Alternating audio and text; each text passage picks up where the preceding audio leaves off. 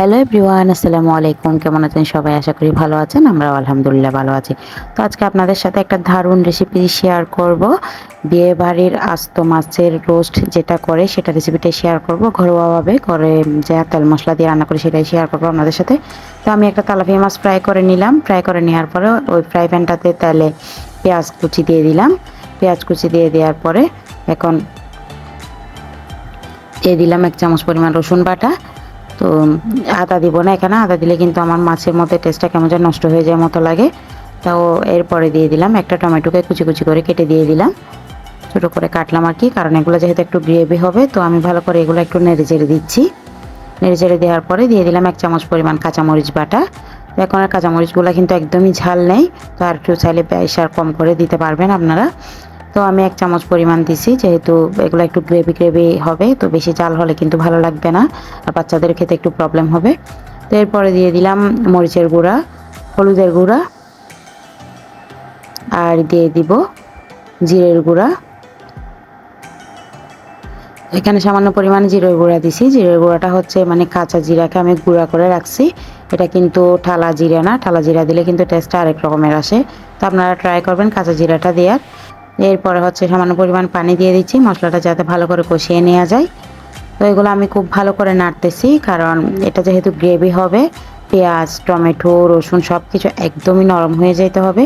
এটা দিয়ে যেহেতু মাখিয়ে মাখিয়ে ভাতটা খাওয়া হবে, তো এগুলো শক্ত শক্ত থাকলে খেতে ভালো লাগবে না। তো আপনারা চাইলে এখানে পেঁয়াজ তারপরে রসুন তো ব্লেন্ড করে দিয়ে দিতে পারবেন, পেঁয়াজও চাইলে ব্লেন্ড করে দিতে পারবেন, পেঁয়াজ টমেটো সব কিছু এভাবে করে হলেও একদম নরম হয়ে যাবে। তো দেখেন তেলটা বেশি উঠছে, মশলাটা প্রায় কষানোর শেষের দিকে, যার কারণে একদম কালারটাও চেঞ্জ হয়ে গেছে। যে কোনো সময় তরকারি রান্না করার সময় যখন তেল উপরে বেশি ওঠে, ওই মশলাটা একদম পারফেক্টভাবে কষানো হয়। তো আমি এখন মাছটা দিয়ে দিলাম। মাছটা দিয়ে দেওয়ার পরে এখন আশেপাশ থেকে সবগুলো মশলা মাছের উপর দিয়ে দিয়ে দিব।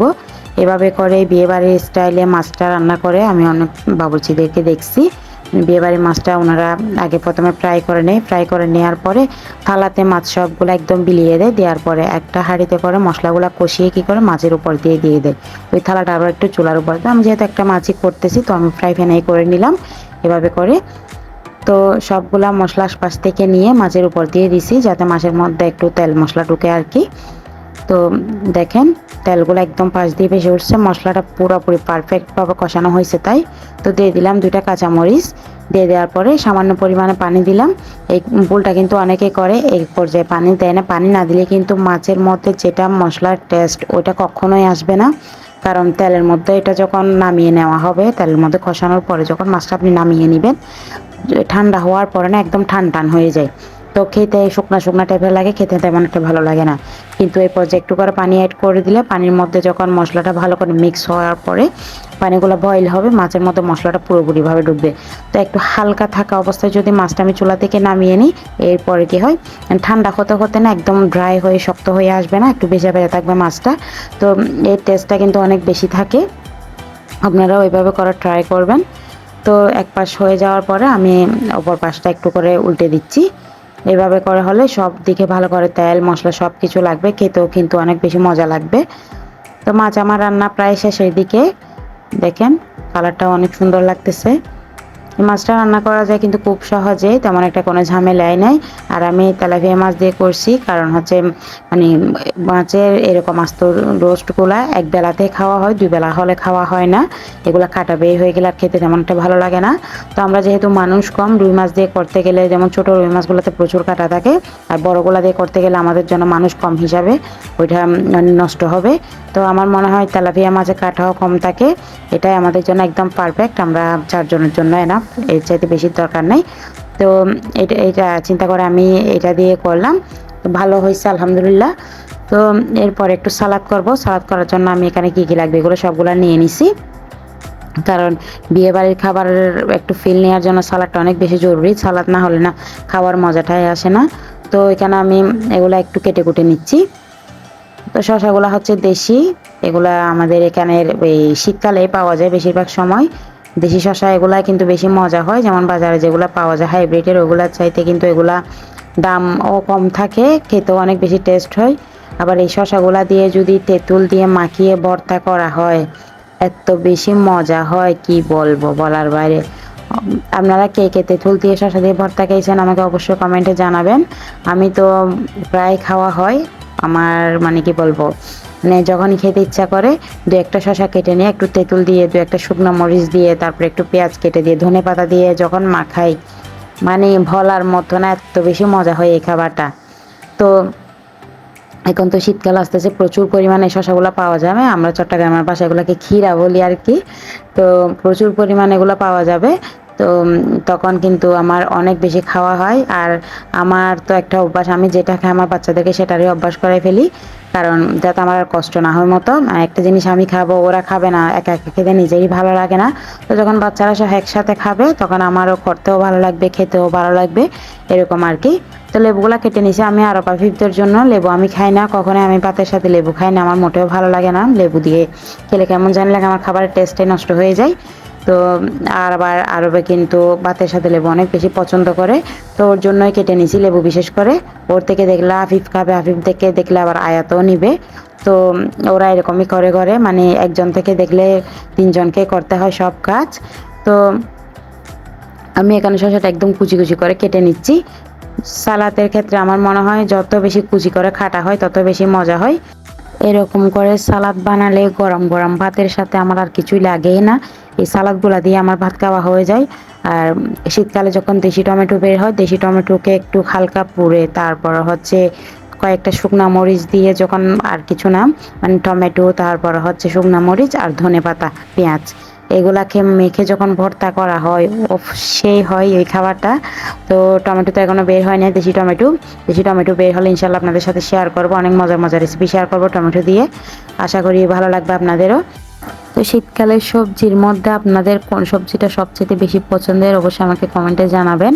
কারণ শীতকালে কারো মানে ফুলকপিটা পছন্দের, আবার কারো মূলা পছন্দের, কারো শিম পছন্দের, এক একজনের এক এক রকমের খাবার পছন্দের।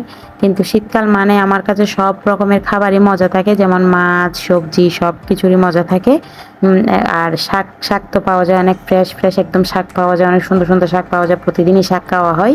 তো শীতকালে সব মিলে আমার থেকে এই কারণে বেশি ভালো লাগে, মানে ফ্রেশ সবজি তারপরে শাক এগুলো খাওয়ার জন্যই।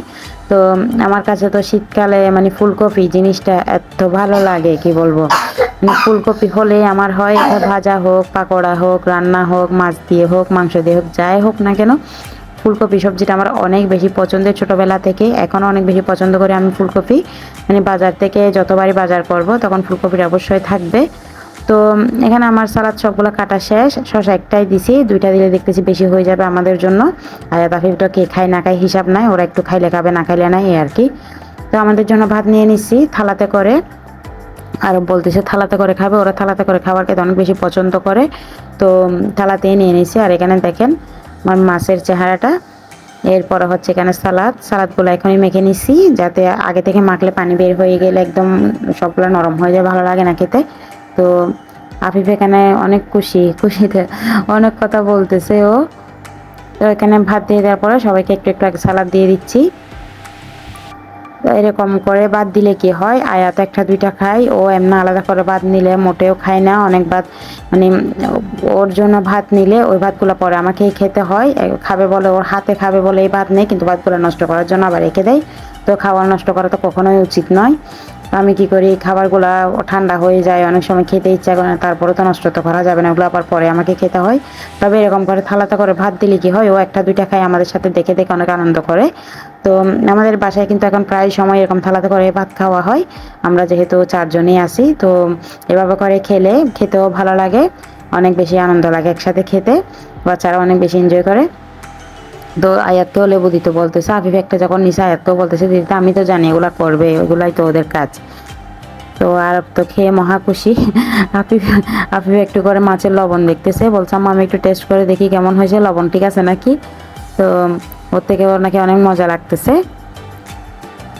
তো আমি আগে একটু করে মাছের মরিচ মশলা এগুলা গ্রেভি যেটা হয়েছে আর কি, ওইটা একটু একটু করে সবাইকে দিয়ে দিলাম, দিয়ে দেওয়ার পরে এদিকে আমার জন্য নিয়ে নিচ্ছি।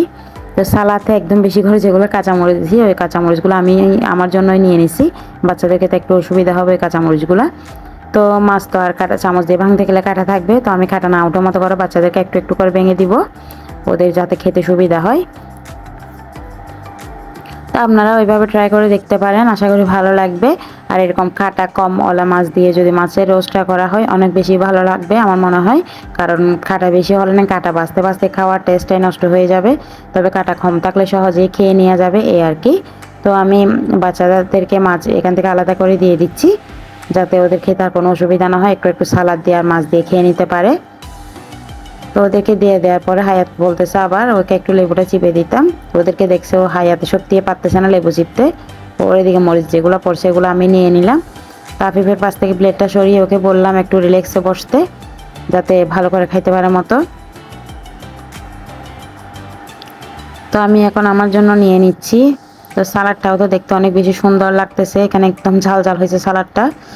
তো আমি বিসমিল্লাহ করে মুখে দিলাম।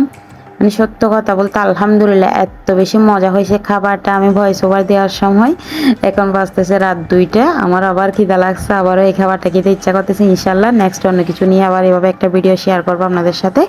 তখন কি খাওয়া যায় আপনারা অবশ্যই কমেন্টে জানাবেন, কি খাওয়া নিয়ে ভিডিও করলে ভালো হবে। তো সেটাই নিয়ে ভিডিও করার চেষ্টা করব এভাবে।